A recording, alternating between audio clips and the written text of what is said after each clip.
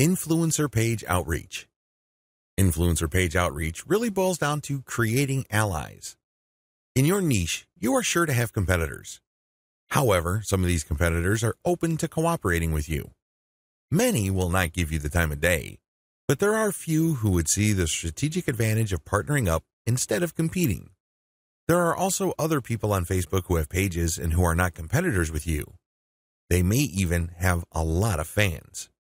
Here's how you build alliances with influence leaders on FB. Step number 1, find competitors. The first thing that you need to do is look at your notes when you reverse engineered your competitors. These people are in the same niche as you.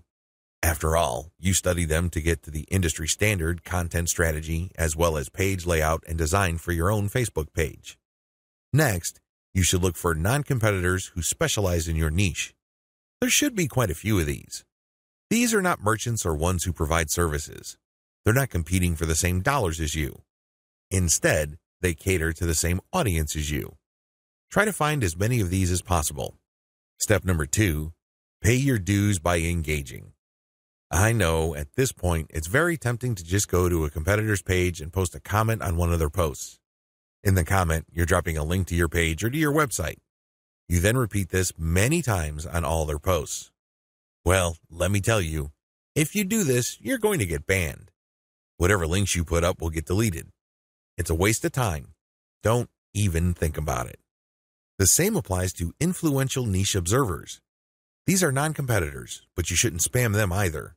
Instead, you should pay your dues by engaging. How do you do this? First, you need to share high-quality content. It doesn't matter who wrote the content. It doesn't matter where that content goes to or links to. What's important is that it provides maximum value to anybody reading that content. It has to be on point. It has to deal with a specific theme or topic that you know that your target audience members are interested in. Next, you need to engage with people in terms of answering their questions. Try to be a facilitator. Try to be a mediator. Try to be the go-to source of information for your niche.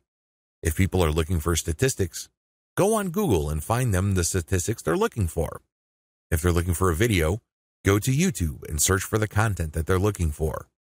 The more you do this, the more people will pay attention to you because, let's face it, in any kind of online group communication platform, only a very few people actually produce high-quality content.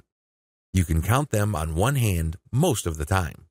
Everybody else is basically a leech. They take and take information, but they only give from time to time, if at all. Be that expert. Be that go-to resource. Another way you can engage is by asking questions. Now, these questions should not be very basic or dumb questions. Instead, they should be deep, insightful questions. You can also ask questions that try to tie many issues together. Many people are concerned about many different issues. When you ask questions that tie all these together, it can be very useful. You should also give feedback to people's responses. You have to do this in a respectful way. You cannot come off as a hater or somebody who's just plain negative. There is such a thing as constructive feedback. Remember, the name of the game here is to add value to the places that you're on. This means sharing information and enhancing information through proper questions and feedback. Step number 3, become credible, then reach out. At a certain point, people will start asking for you by name. People will try to reach out to you via Messenger. That's when you know that you have become an asset to these groups. That's when you know that you are on people's radars. You're not just this random person showing up every once in a while dropping a link. Instead, you're that person that helps keep these groups together. This is when you reach out. This is when you try to engage with the group admin. Usually, the best way to do this is when they engage with you. Maybe they mention your name, or they send you a message on Messenger. Whatever the case may be, try to wait for them, or reach a high enough level of engagement and acknowledgement from other community members before you reach out. What are you going to be reaching out for? Well, there are many different opportunities on the table. You can ask to swap content with your page. Most page admins don't have a problem with this. You can also ask for a shout-out. Basically, the admin of the page that you're on will tell page fans to check out your page because your page is a friend of the page they run. You can go through some ideas regarding joint events. Now, please keep in mind that this is not like a real event where people have to physically go somewhere, or you have to rent out some hall, rent out security, or get food. No. This is an online event, maybe a seminar, a live Facebook session conducted from 2 locations, or it can be an interview. Another opportunity on the table is, of course, guest blogging. You probably don't need me to remind you of how value-packed this is. Not only do you get eyeballs to your link, which can produce direct traffic, but you also get tremendous search engine optimization benefits if the partner has a high-value blog. You can also reach out for infographics. This means you create an infographic and you get the admin to post the infographic on their blog with a link back to you. Again, this boosts your SEO chances. Finally, you can collaborate on content.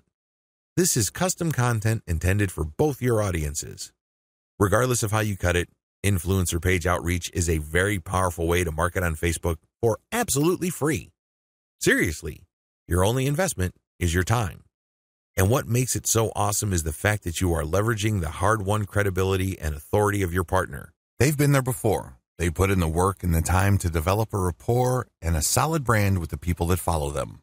When they give you a shout-out or they feature your content, or they co-host an event with you, they lend you some of their fame, which makes you credible. You're no longer some random stranger who came out of nowhere. Instead, people get this idea in their minds that if somebody they respect and admire recommends a new person, then I'll give that new person a shot. Maybe that new person is worthy of my admiration and respect.